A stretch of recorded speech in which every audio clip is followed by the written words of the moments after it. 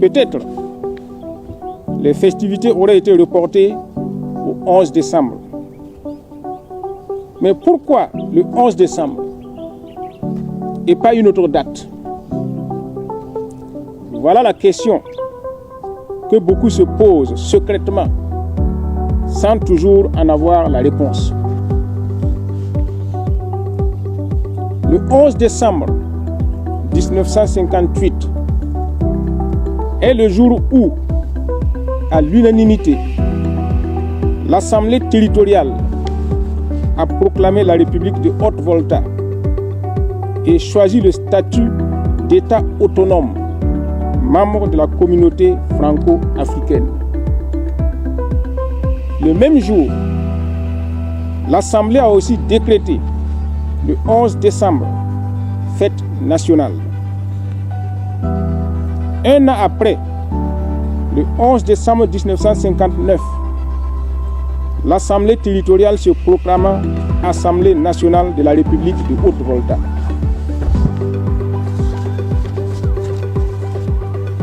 Pour mieux comprendre, il faut savoir qu'à la fin des conquêtes coloniales, le territoire actuel du Burkina Faso, auquel avait été donné le nom de Cercle du Mossi, fut intégré à la colonie du Soudan français, créée le 18 août 1890, avant donc la conquête du Cercle du Mossi, qui se fera à partir de 1896.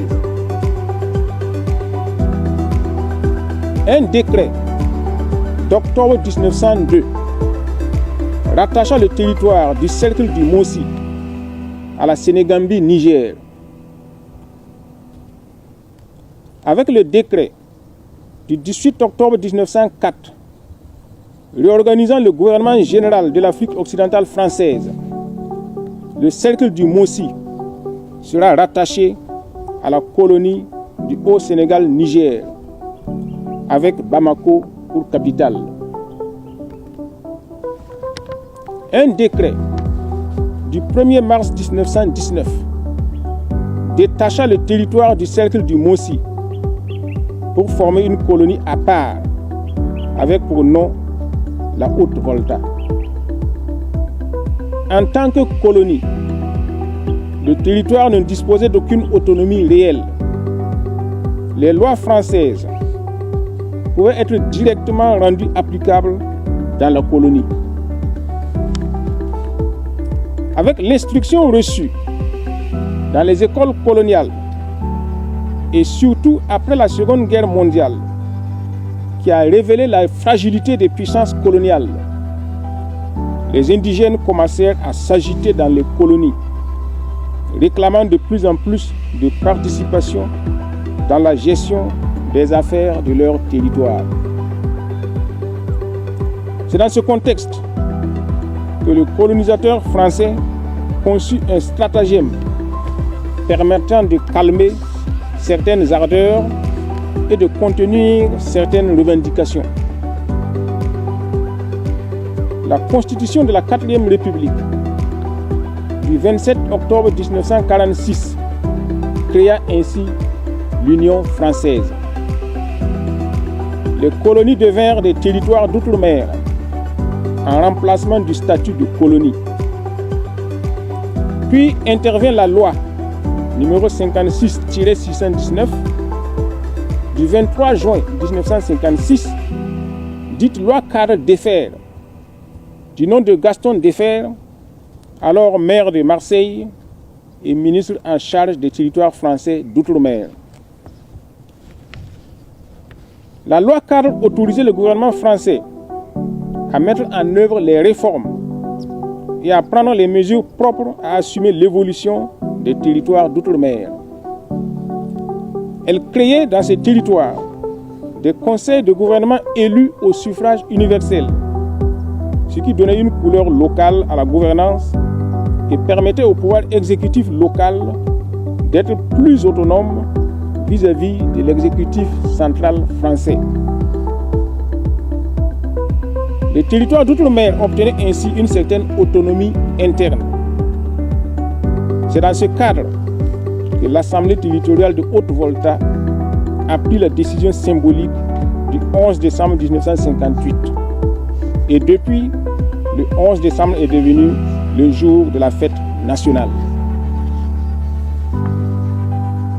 Cependant, il convient de rappeler que dans l'esprit des concepteurs de la loi cadre de Gaston Defferre, il s'agissait de mettre en place un dispositif visant à faire émerger dans chaque territoire colonial des élites africaines dociles, susceptibles de devenir des agents et des défenseurs locaux des intérêts de la France. Sous cet angle, le 11 décembre ne marque pas une date de rupture pour un nouveau départ, mais une date d'évolution dans le cadre des perspectives déterminées par le colonisateur.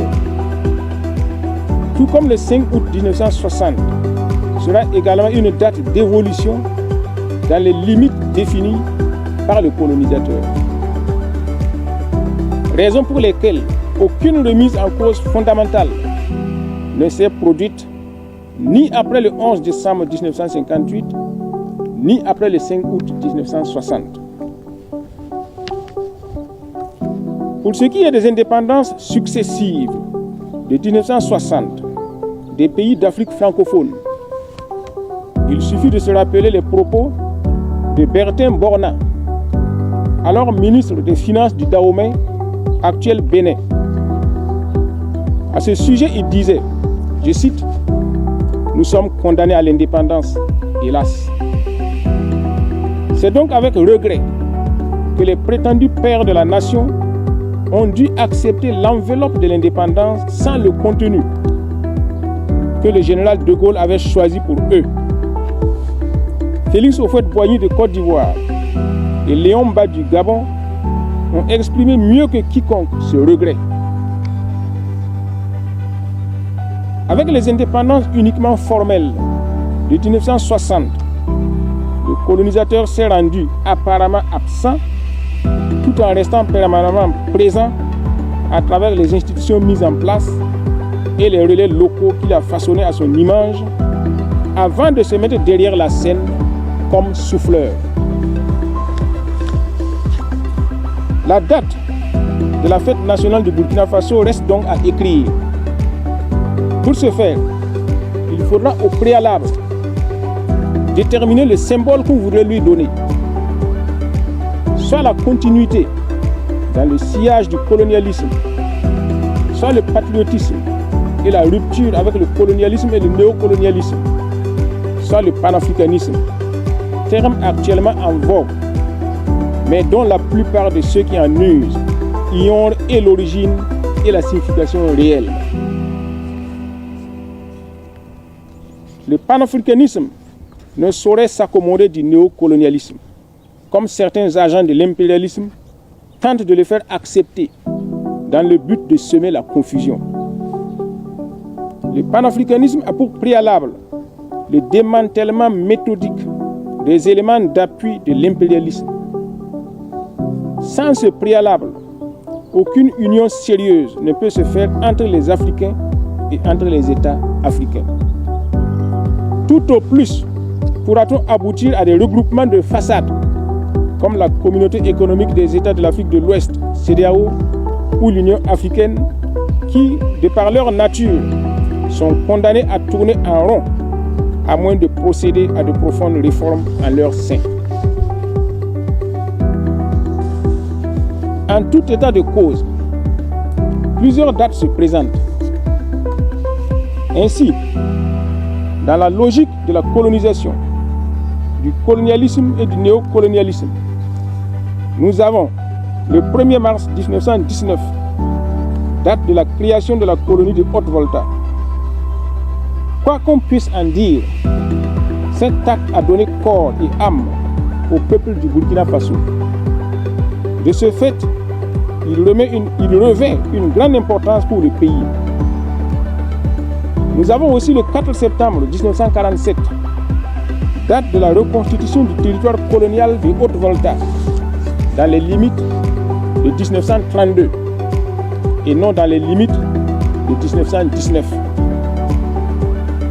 Une décision du 28 décembre 1926 amputait en effet le territoire des cercles de Séi et de Téhéran pour les rattacher au territoire du Niger. Il y a également le 11 décembre 1958, date de la proclamation de la République de Haute-Volta, et le 5 août 1960, date de la proclamation de l'indépendance. Dans la logique du patriotisme et de la rupture, nous avons le 3 janvier 1966, date du soulèvement populaire contre la Première République. Le 4 août 1983, date de l'avènement de la Révolution démocratique et populaire. Le 4 août 1984, date du changement du nom du pays en Burkina Faso. Le 30 octobre 2014, date de l'insurrection populaire. Le 31 octobre 2014, date de la démission du président Blaise Compaoré sous la pression populaire. Le 17 septembre 2015, date de la résistance contre le coup d'État de Gilbert Diendéré.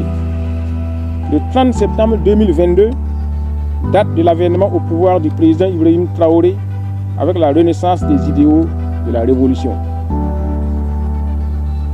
Dans la logique du panafricanisme et de la solidarité africaine, nous avons le 16 septembre 2023, date de la signature de la charte de l'Iptako Gourma. Le 28 janvier 2024, date du retrait de l'Alliance des États du Sahel, de la communauté économique des États de l'Afrique de l'Ouest, dominée et fourvoyée par les puissances occidentales. Le 6 juillet 2024, date de naissance de la Confédération des États du Sahel. Ça pourrait aussi être la prochaine date qui consacrera la naissance de la Fédération des États du Sahel. Comme vous le voyez, bien que très jeune dans l'histoire du temps, le parcours du Burkina Faso est déjà suffisamment émaillé de beaucoup de faits sociaux et historiques importants. À chacun de savoir s'insérer dans l'histoire du pays, toujours en marche, et surtout du bon côté de l'histoire. Vive le Burkina Faso libre et indépendant, débarrassé des liens impurs de la suggestion. La patrie ou la mort, nous vaincrons.